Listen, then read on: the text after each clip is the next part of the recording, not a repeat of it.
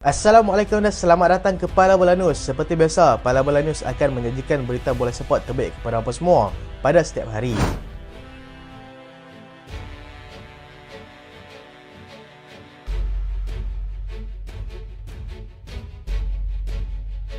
Kita lihat dahulu keputusan aksi Liga Juara-Juara Eropah berlangsung pada awal pagi tadi. Aksi kumpulan E, Feyenoord menang 3-1 ke atas pasukan Lazio. Celtic seri 2 sama dengan pasukan Atletico Madrid. Kumpulan F, Newcastle tewas 1-0 kepada pasukan Dortmund. Paris Saint-Germain mudah ratah pasukan AC Milan 3-0.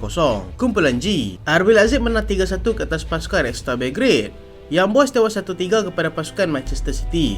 Kumpulan H, Barcelona menang 2-1 ke atas pasukan Shakhtar Donetsk. Royal Antwerp dibelasah oleh pasukan Porto 4-1.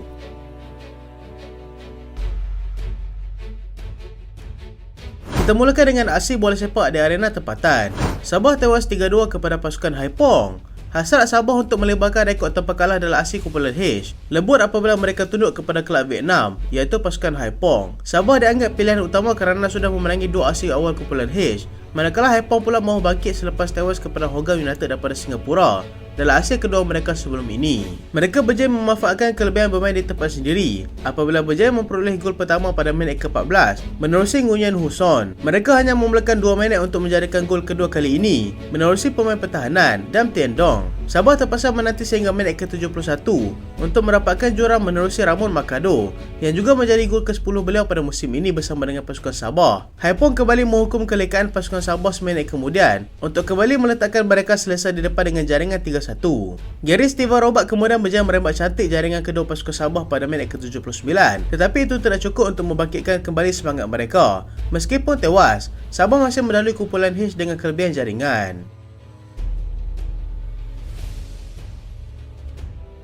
Adakah JDT bakal gunakan goalkeeper import? Pemilik kelab pasukan JDT, TMJ, memperjelaskan mengenai teka-teki kehadiran penjaga gol import untuk menggantikan Shihan Azmi sebagai penjaga gol utama untuk memantapkan lagi pasukan pada musim baru nanti.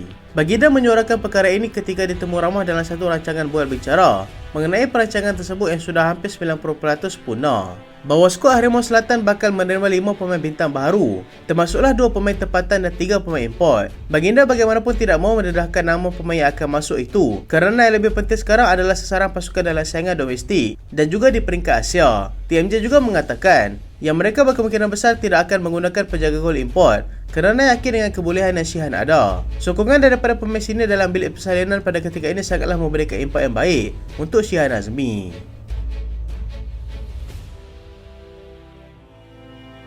Kita ke aksi di peringkat Eropah. Paris Saint-Germain menang bergaya ke atas pasukan AC Milan. Kapten pasukan Perancis, Kylian Mbappe, memastikan pasukan Paris Saint-Germain pulang dengan 3 mata penuh daripada aksi ketiga kumpulan H Liga Juara-Juara Eropah selepas menewaskan pasukan AC Milan 3-0 di Stadium Parc des Princes pada awal pagi tadi.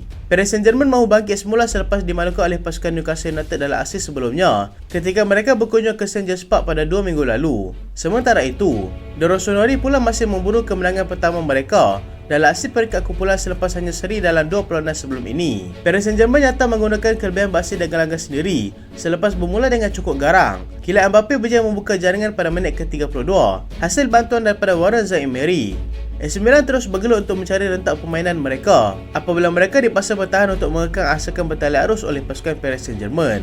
Hasilnya, bekas pemain sayap pasukan Barcelona, Ousmane Dembélé, berjaya menggarakan kedudukan pada minit ke-49 tetapi dinafikan oleh VAR akibat offside. Kekecewaan itu diubati oleh Randal Colomwani yang berjaya menambah gol kedua pada minit ke-52 juga hasil bantuan Zaïre-Emery. Zaïre-Emery berjaya memecahkan rekod untuk pemain termuda yang melakukan 2 aksi dalam satu perlawanan, iaitu pada usia 17 tahun dan juga 231 hari. Rekod sebelum ini dipegang oleh Theo Walcott ketika bersama dengan pasukan Arsenal, iaitu pada usia 17 tahun dan juga 250 hari. AC Milan cuba bangkit, namun PSG yang lebih bernasib baik apabila berjaya mendapatkan gol ketiga pada minit ke-88 menerusi pemain gantian, iaitu Lee Kang-in. Juga hasil umpanan Zaïre-Emery. Keputusan itu kekal sehingga usia penamat dan pasukan Paris Saint-Germain berjaya memintas pasukan Newcastle untuk mendahului kumpulan F dengan 6 mata.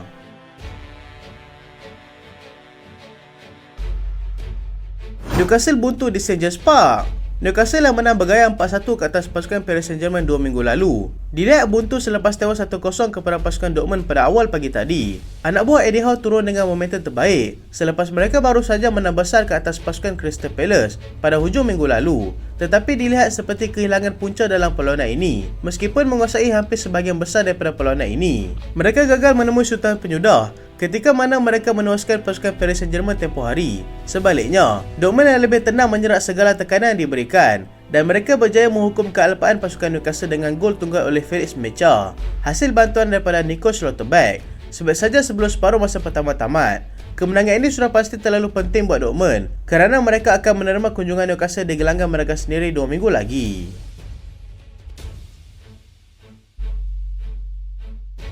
Brendan Rodgers puas hati dengan keputusan seri Celtic. Pengendali pasukan Celtic, Brendan Rodgers, berpuas hati dengan keputusan seri 2-2 pasukannya ke atas pasukan Atletico Madrid, di mana dia percaya yang anak buahnya boleh bersaing dengan mana-mana pasukan terbaik di Eropah. Celtic yang kecuna dalam 2 perlawanan sebelum ini turun dengan misi tidak mahu tewas lagi dan mereka berjaya membuktikan kata-kata mereka itu.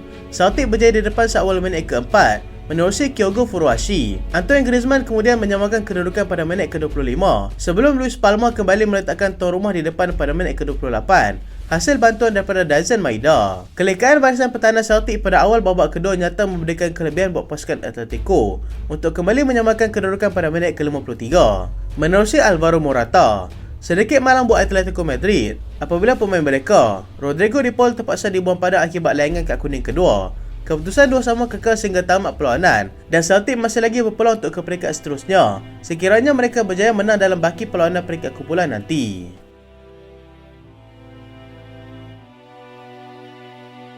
Young Boys beri cabaran kepada pasukan City sebelum tewas 3-1.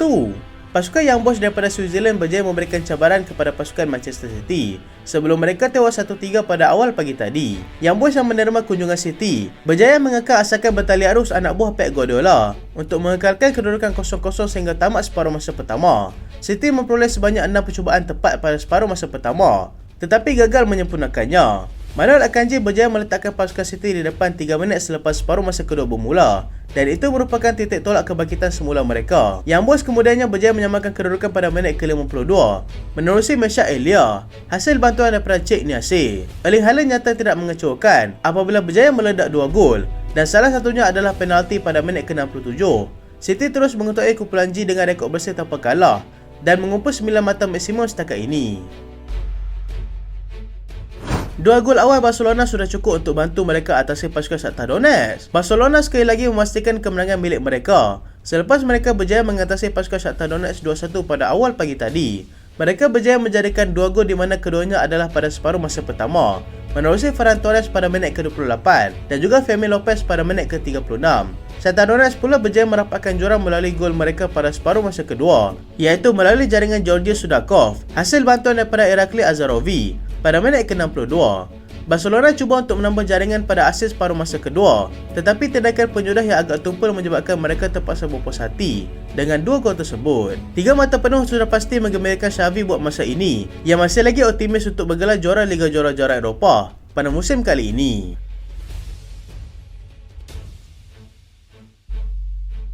Sandro Tonali terima padah. Pemain tengah pasukan Newcastle United, Sandro Tonali, akhirnya menerima padah selepas dia dihukum untuk menjalani penggantungan selama 10 bulan selepas didapati bersalah akibat daripada skandal penjudannya sebelum ini. Dia terpaksa melupakan terus baki aksi untuk musim ini tetapi masih dibenarkan untuk terus menjalani latihan bersama dengan pasukan.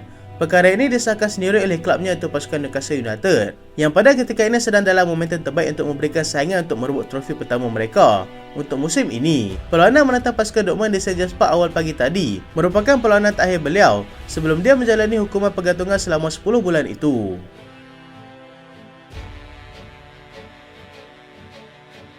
Kepa mahu kekal di Real Madrid. Penjaga gol pasukan Chelsea yang sedang bermain secara pinjaman di pasukan Real Madrid, Kepa Arrizabalaga, sedang meneliti peluang untuknya untuk terus kekal bersama pasukan Real Madrid pada musim depan.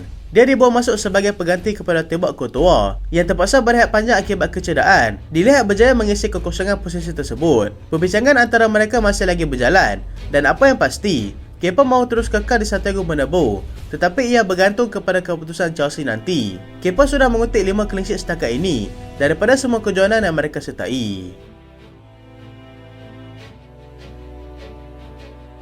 Jurgen Klopp berminat dengan Rodrigo. Pengurus pasukan Liverpool, Jurgen Klopp, sudah menyatakan minatnya terhadap pemain sayap Real Madrid, iaitu Rodrigo.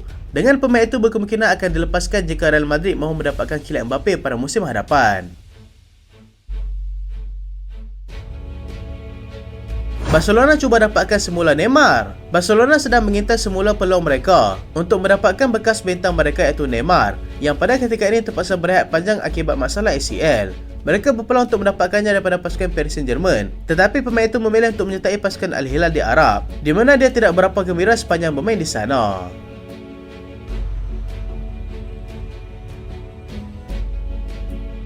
Manchester United dikaitkan dengan Takefusa Kubo. Manchester United kini bakal menjadi destinasi seterusnya buat bintang muda Jepun, iaitu Takefusa Kubo, yang dilihat berpotensi untuk menggantikan Jadon Sancho nanti. Real Madrid bagaimanapun berminat untuk mendapatkan semula bekas pemain mereka itu.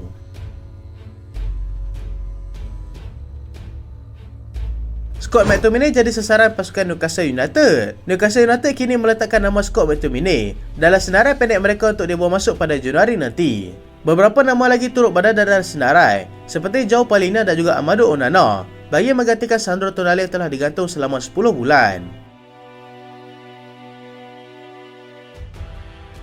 Manchester City sasarkan Noah Mbamba.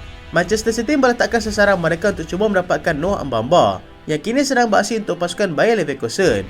Pemain itu dilihat berpotensi untuk menjadi pengganti kepada Rodri nanti. Itulah berita pada kali ini dan terima kasih sebab tonton sampai habis. Jangan lupa like, jangan lupa share, jangan lupa subscribe. Aku Solian. Assalamualaikum.